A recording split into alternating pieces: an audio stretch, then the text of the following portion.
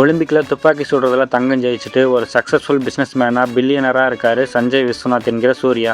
40 வயசு ஆகியும் ஒரு கல்யாணமே பண்ணிக்காம பேச்சுலராகவே இருக்கிறதால நீ எப்போ தாண்டா கல்யாணம் பண்ணிக்க போகிற, உனக்காக இல்லைனாலும் எனக்காகவாச்சும் ஒரு கல்யாணம் பண்ணிக்கலாம் அப்படின்னு சொல்லிக்கிட்டே இருக்காங்க சூர்யாவோட அம்மாவான ராதிகா. வழக்கம் போல் அது எதையுமே காதில் வாங்காமல் யூஎஸ்க்கு ஒரு டிக்கெட்டை வாங்கிட்டு பிஸ்னஸ் விஷயமா யூஎஸ்க்கு பறக்கிறாரு சூர்யா. ஒரு வருஷம் கழிச்சு யூஎஸ்லேருந்து திரும்பி வரும்போது கையில் ஒரு குழந்தையோட வராரு. ஆனாலும் அவருக்கு இன்னும் கல்யாணமே ஆகலை. எப்படி அந்த குழந்தை பிறந்தது, எப்படி அந்த குழந்தை யார், இவங்களோட வாழ்க்கையில் எப்படி மமிதா பைஜு வராங்க, அவங்க வரதுனால இவரோட வாழ்க்கையில் ஏற்படக்கூடிய மாற்றங்கள்லாம் என்ன அப்படின்றதான் இந்த விஸ்வநாத் அண்ட் சன்ஸ் படத்தோட கதை.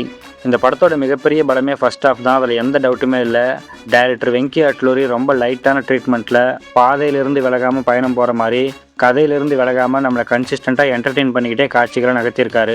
காமெடியும் எமோஷனையும் சரியான அளவில் கலந்து கொடுத்துருக்காரு. வரக்கூடிய காமெடி காட்சிகள் எல்லாமே அங்கே இருக்கிற எமோஷனை பிரேக் பண்ணாமல் நேச்சுரலாக வந்துட்டு போகுது. இந்த படத்தோட centre of attraction Mamitha Baiju தான். டைரக்டர் அவங்களோட கேரக்டர் எழுதியிருக்கிற விதமும் மமிதா பைஜு அதை பர்ஃபார்ம் பண்ணியிருக்கிற விதமும் ரொம்ப சூப்பராக இருக்குது. அவங்களோட body language, dialogue delivery, face reactions அப்படின்னு எல்லாமே சூப்பராக இருக்குது. அவங்க ஸ்க்ரீனில் வந்தாலே ஒரு ஃப்ரெஷ்ஷான ஃபீலோட ரொம்ப துள்ளலான நடிப்பை கொடுத்துருக்காங்க.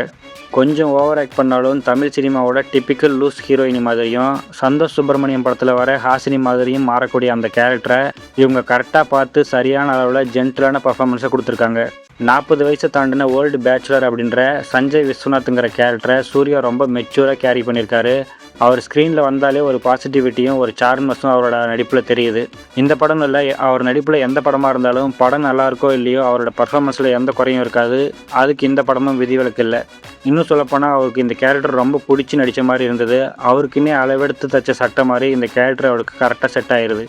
இந்த படத்தோட இன்னொரு நல்ல விஷயம் சூர்யாவுக்கும் ராதிகாவுக்குமான அந்த எமோஷ்னல் லைன் தான். வாரிசு படத்தில் வர மாதிரி நமக்கு இருக்கிறது ஒரே ஒரு குடும்பம் அப்படின்னு டைலாக்கை வாரியெல்லாம் கொட்டாமல் ரொம்ப மேலோட்டமாகவே அந்த எமோஷன் சீன்ஸ் எல்லாம் எடுத்திருக்காங்க. இருந்தாலும் அதெல்லாம் கிரிஞ்சாக மாறாமல் எஃபெக்டிவாகவே இருக்குது. இந்த படத்தில் என்ன பிரச்சனை அப்படின்னு பார்த்தா எல்லா படத்துக்கும் வரக்கூடிய பிரச்சனை தான், அதே செகண்ட் ஹாஃப் பிரச்சனை தான். செகண்ட் ஹாஃப் ஸ்டார்ட் ஆன உடனே சொன்னதே திரும்ப திரும்ப சொல்கிற மாதிரி வரக்கூடிய ஒரு சில ரெப்பிட்டேட்டிவான காட்சிகளும் ஏஜ் டிஃப்ரென்ஸை பற்றி வரக்கூடிய ஒரு சில சீன்ஸும் இது வரைக்கும் நம்ம பார்த்துக்கிட்டு இருந்த அந்த ஃப்ரெஷ்ஷான ஃபர்ஸ்ட் ஹாஃப் ஃபீலை குறைய வச்சிருது. இது போதாது அப்படின்னு சூர்யாவோட சித்தி பொண்ணுக்கு கல்யாணம் அப்படின்னு ஒரு சப்ளாட்டை வச்சு கதையை ஒரு சுற்றி விட்டுருக்காங்க. இதெல்லாம் நேரம் கடத்துறதுக்காக வச்ச காட்சிகள் அப்படின்னு நேற்று பிறந்த குழந்தை படத்தை பார்த்தா கடை கண்டுபிடிச்சிரும். அந்த அளவுக்கு தான் இருக்குது அந்த சீன்ஸ் எல்லாமே. அந்த சீன்ஸ் எல்லாத்தையுமே அப்படியே கட் பண்ணி எடுத்துருந்துருக்கலாம். அந்த சீன் இருந்தாலும் இல்லை அப்படின்னாலும் இந்த படம் சொல்ல வரக்கூடிய மெசேஜில் எந்த மாற்றமுமே இருக்காது. இந்த செகண்ட் ஹாஃபில் தான் படம் கொஞ்சம் படுத்துது. இதிலிருந்து நம்மளை காப்பாற்றுறது நாசர் தான். அவரோட என்ட்ரியும் அவர் பண்ணக்கூடிய ஒரு சில காமெடி டைலாக்ஸும் படுத்து கிடக்கிற படத்தை புதுசெல்லு மாத்திரம் கடிகாரம் மாதிரி மறுபடியும் ஓட வச்சிருது. இதை தொடர்ந்து வரக்கூடிய கிளைமேக்ஸில் ராதிகாவோட எமோஷ்னலான பர்ஃபார்மன்ஸும் நம்ம ஒரு சாட்டிஸ்ஃபைங்கான படம் பார்த்த மன நிறைவான ஃபீலை கொடுத்துருது.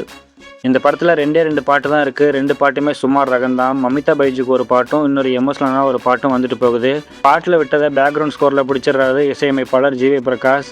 எமோஷன் சீன்ஸ் எல்லாத்தையுமே நல்லா எலிவேட் பண்ணுறதுக்கு அவரோட பேக்ரவுண்ட் ஸ்கோர் யூஸ் ஆகிருக்கு.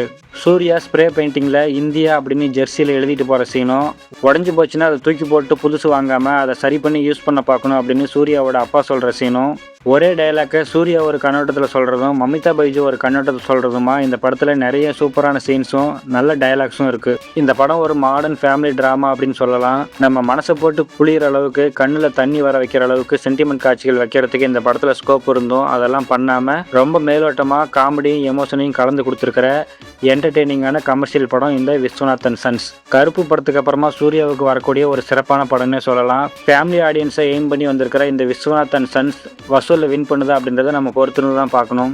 தமிழ் சினிமாவில் ரீசெண்டாக வெட்டுறது, குத்துறது, அறுக்கிறது, எரிக்கிறது, ரத்தம், சத்தம் இப்படியே படம் வந்துட்டு இருக்கு. ஃபேமிலியாக போய் பார்க்குற அளவுக்கு எந்த படமே வரமாட்டேங்குது அப்படின்னு ஃபீல் பண்ணுற ஆளாக நீங்கள் இருந்தீங்க அப்படின்னா இந்த படத்தை ஒரு வாட்டி முயற்சி பண்ணி பார்க்கலாம். உங்களுக்கு பிடிக்கிறதுக்கு நிறையவே சான்சஸ் இருக்குது. இந்த படம் பார்க்கலாமா வேண்டாமா அப்படின்னு முடிவு பண்ணுறதுக்கு இந்த ரிவ்யூ போதும் அப்படின்னு நான் நினைக்கிறேன். இந்த ரிவ்யூ உங்களுக்கு பிடிச்சிருந்தது அப்படின்னா அந்த லைக் பட்டனை தட்டிட்டு கமெண்ட்டில் ஒரு ஹாய் சொல்லிட்டு போங்க. அங்கே நான் உங்களுக்காக காத்திருப்பேன். படத்தில் சூர்யாவுக்கு ஒரே ஒரு குழந்தை தான் இருக்குது. அப்படி பார்த்தா படத்தோட பேர் விஸ்வநாத் அண்ட் சன் அப்படி தான் வந்திருக்கணும். எதுக்காக விஸ்வநாத் அண்ட் சன்ஸ்னு வச்சுருக்காங்க?